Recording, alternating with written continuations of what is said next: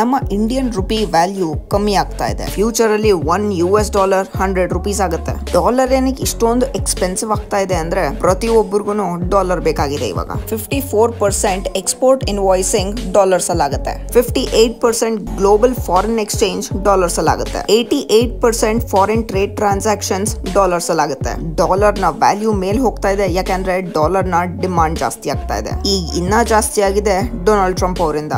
Trump ಮತ್ತೆ ಅಮೆರಿಕಾನ great ಮಾಡೋದಕ್ಕೆ ಈಚೆಯಿಂದ ಅಮೆರಿಕಾಗೆ investors ನ ಕರೀತಾ ಇದ್ದಾರೆ. ಲೋ ಇನ್ಕಮ್ ಟ್ಯಾಕ್ಸ್ ರೇಟ್ ಕೊಡ್ತಾ ಇದ್ದಾರೆ.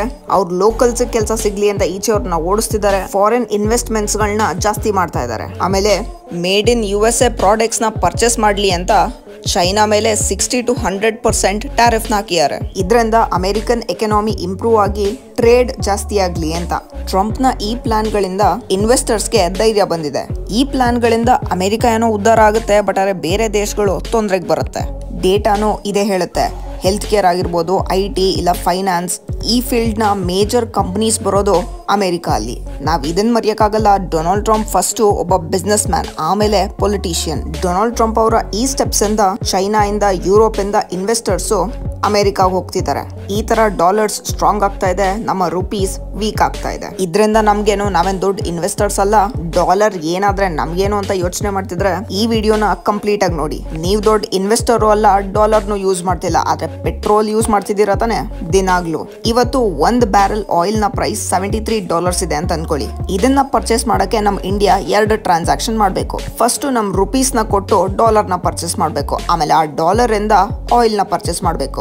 ಸ್ವಲ್ಪ ಟೈಮ್ ಹಿಂದೆ ನಮ್ಗೆ $80ಗೆ $1 ಸಿಗೋದು. ಈ ಕ್ಯಾಲ್ಕುಲೇಷನ್ ಪ್ರಕಾರ ಒಂದು ಬ್ಯಾರಲ್ ನ ಪ್ರೈಸ್ ಬಂದು $5,840.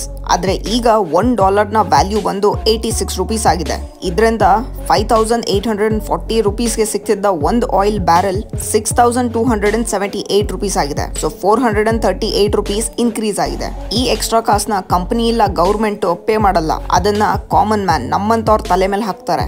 ಇದರಿಂದ ನಿಮ್ ಕಾರ್ ಎಕ್ಸ್ಪೆನ್ಸಸ್ ಜಾಸ್ತಿ ಆಗುತ್ತೆ. ಮುಂಚೆ $3,000 ಖರ್ಚಾಗ್ತಿದ್ದ ಜಾಗದಲ್ಲಿ ಈಗ $3,200 ಖರ್ಚಾಗಕ್ಕೆ ಸ್ಟಾರ್ಟ್ ಆಗುತ್ತೆ. ಇದರಿಂದ ಕ್ಯಾಬ್, ಫ್ಲೈಟ್ ಪ್ರೈಸ್ ಎಲ್ಲ ಇನ್ಕ್ರೀಸ್ ಆಗುತ್ತೆ. ಅದು ಅಲ್ಲದೆ ತರಕಾರಿ ಪ್ರೈಸ್ನು ಇನ್ಕ್ರೀಸ್ ಆಗುತ್ತೆ.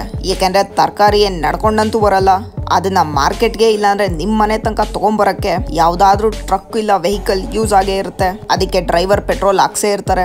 ಪೆಟ್ರೋಲ್ ನ ಜಾಸ್ತಿಗೆ ಹಾಕಿಸ್ಕೊಂಡ್ ಬಂದಿರೋ ಖರ್ಚು ತರಕಾರಿ ಮೇಲೆ ಬೀಳುತ್ತೆ. ನೋಡಿದ್ರಲ್ಲ, ಡಾಲರ್ ವ್ಯಾಲ್ಯೂ ಇನ್ಕ್ರೀಸ್ ಆದ್ರೆ ಅದ್ರ ಇಂಪ್ಯಾಕ್ಟ್ ಸೀದಾ ನಿಮ್ ಅಡಿಗೆ ಮನೆ ಒಳಗ್ ತನಕ ಬಂತು. ಈಗ ನಮ್ ಇಂಡಿಯಾಗಾಗೋ ದೊಡ್ಡ ಇಂಪ್ಯಾಕ್ಟ್ ನ ನೋಡೋಣ.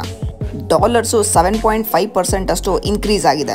ಇದರಿಂದ ಡಾಲರ್ಸ್ ಅಲ್ಲಿ ಸಾಲ ತಗೊಂಡಿರೋರ್ಗೆ ತಲೆನೋವು ಬರುತ್ತೆ. ಯಾಕಂದ್ರೆ ಇವಾಗ ಅವ್ರ ಸಾಲಕ್ಕೆ 7.5% ಆಡ್ ಆಗುತ್ತೆ ಎಕ್ಸ್ಟ್ರಾ. ಇಂಡಿಯಾದ ಫಾರಿನ್ ಸಾಲ ಬಂದು $682 ಬಿಲಿಯನ್ ಇದೆ. ಅದಕ್ಕೆ ನಾವೀಗ 7.5% ನ ಆಡ್ ಮಾಡಿದ್ರೆ $5 ಬಿಲಿಯನ್ ನಾವು ಎಕ್ಸ್ಟ್ರಾ ಪೇ ಮಾಡ್ಬೇಕಾಗಿ ಬರುತ್ತೆ. ಪಾರ್ಲಿಮೆಂಟ್ ಅಲ್ಲಿ ಇದ್ರ ಬಗ್ಗೆ ಮಾತಾಡೋದನ್ನ ಬಿಟ್ಟು ಇವತ್ಗುನು ಕಾಸ್ಟ್ ಜಾತಿ ಅಂತ ಟೈಮ್ ವೇಸ್ಟ್ ಮಾಡ್ತಾರೆ. ಈ ಕಡೆ ಬಿಸ್ನೆಸಸ್ ಗಳು ಇಂಡಿಯಾ ಬಿಟ್ಟು ಈಚೆ ಹೋಗ್ತಾ ಇದ್ದಾರೆ. ಈ ಮೇನ್ ಪ್ರಾಬ್ಲಮ್ಸ್ ಮೇಲೆ ಗವರ್ಮೆಂಟ್ ಗೆ ಗಮನನೇ ಇಲ್ಲ. ನಮ್ಮ ಇಂಡಿಯನ್ ರುಪಿ ವ್ಯಾಲ್ಯೂ ಇನ್ಕ್ರೀಸ್ ಆಗ್ಬೇಕು ಅಂದ್ರೆ ನಮ್ಮ ಹತ್ರ ಏನಾದ್ರೂ ವ್ಯಾಲ್ಯೂಯಬಲ್ ಐಟಮ್ ಇರಬೇಕು. ಕ್ರೂಡ್ ಆಯಿಲ್ ಆಗಿರ್ಬೋದು, ಇಲ್ಲಾಂದ್ರೆ ಟೂರಿಸಂ ಆಗಿರ್ಬೋದು. ನಮ್ಮ ಪಕ್ಕದಲ್ಲಿರೋ ಸಣ್ಣ ದುಬೈ ಸಿಟಿಗೆ 16.79 ಮಿಲಿಯನ್ ಇಂಟರ್ನ್ಯಾಷನಲ್ ಟೂರಿಸ್ಟ್ ಹೋಗ್ತಾರೆ. ಆದ್ರೆ ಈ ಕಡೆ ಇಂಡಿಯಾಗೆ ಬರೀ 9.52 ಮಿಲಿಯನ್ ಟ್ರಾವೆಲರ್ಸ್ ಬರ್ತಾರೆ ಪ್ರತಿ ವರ್ಷ. ಅದರ ಜೊತೆಗೆ ನಾವು ನೇಲ್ ಕಟರ್ ಇಂದ ಹಿಡಿದು ಲ್ಯಾಪ್ಟಾಪ್ ತನಕ ಇಂಪೋರ್ಟ್ ಮಾಡಿಸ್ಕೊಂತೀವಿ.